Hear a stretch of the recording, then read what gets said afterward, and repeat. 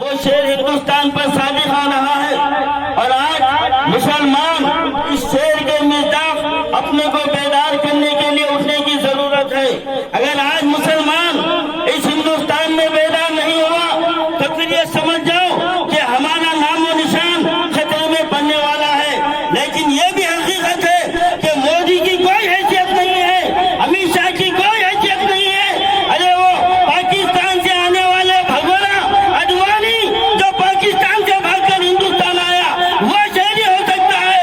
हम तो 21 खानदान से यहाँ पर, हम शहरी कैसे नहीं हो सकते? हम कैसे नहीं हो सकते? मोदी मुर्दाबाद, बोलो मोदी मुर्दाबाद, अमित शाह,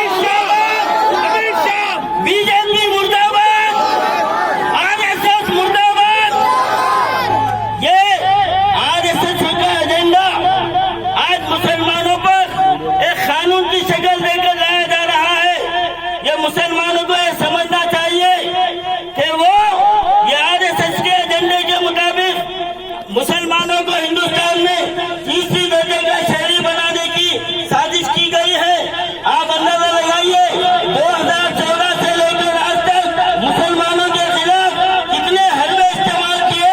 ट्रिपल तलाक का मसला लाया गया, बाबरी मस्जिद का फैसला कानून के मुताबिक नहीं किया गया और उसके साथ ही फिर ये इनाज से हम पर थोपा जा रहा है, इनाज से हम पर थोपा जा रहा है। मैं आपको इस बात से आगाह करता हूँ, जैसा कि हमारे सदर साहब ने कहा कि ये सिर्फ मुसलमानों के लिए नहीं है, हमको उन पसमानदा तबकात को भी बेदार करना है। मैं ऑल पार्टी के मीटिंग में हैदराबाद मखदूम भवन में कहा था कि देखो ये हम ये समझ रहे हैं कि दूसरे अगर कौमें ये समझती है ये मुसलमानों का मामला है कि ये उनका ख्याल खाम है, ये उनका ख्याल खाम है।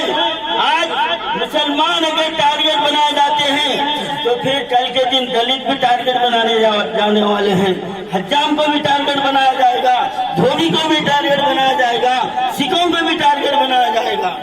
और आपकी इत्तला के लिए बता दूं, आज हिंदुस्तान में जो हुकूमत है किसके हाथ में है? सब ये समझ रहे हिंदू के हाथ में नहीं है। ये नहीं है हिंदू कोई मजहब का नाम नहीं है, मजहब का नाम सनातन धर्म है। सनातन धर्म के मानने वाले हिंदुस्तान में सिर्फ 15% है, सिर्फ 15%। और आपको मालूम होना चाहिए हिंदुस्तान में मुसलमानों की आबादी 35 करोड़ है। सुन लीजिए आप, हमको धोखे में रखा जाता है कि तुम 20 हो, 25 हो, 35 करोड़ मुसलमानों की आबादी है। और आपको बताऊं पिछड़ी जात की आबादी हिंदुस्तान में 45 करोड़ है, 45 करोड़ है। सिखों की आबादी 3 करोड़ है। अब बताओ आप 45 करोड़ पसमानदा तबकात हो गए जिनको अपनी जात से उन्होंने अलग कर दिए। आज से 100 साल पहले उनका बोली अलग होती थी, मंदिर अलग होता था, ब्राह्मणों के रास्ते में जाते तो जूते सर पर रखे जाते थे।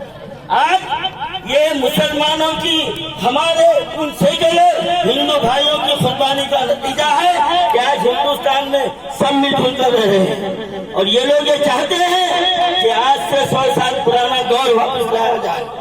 ये उनका एजेंडा है कि पिछली जात हमारे गुलाम रहो। किसका है?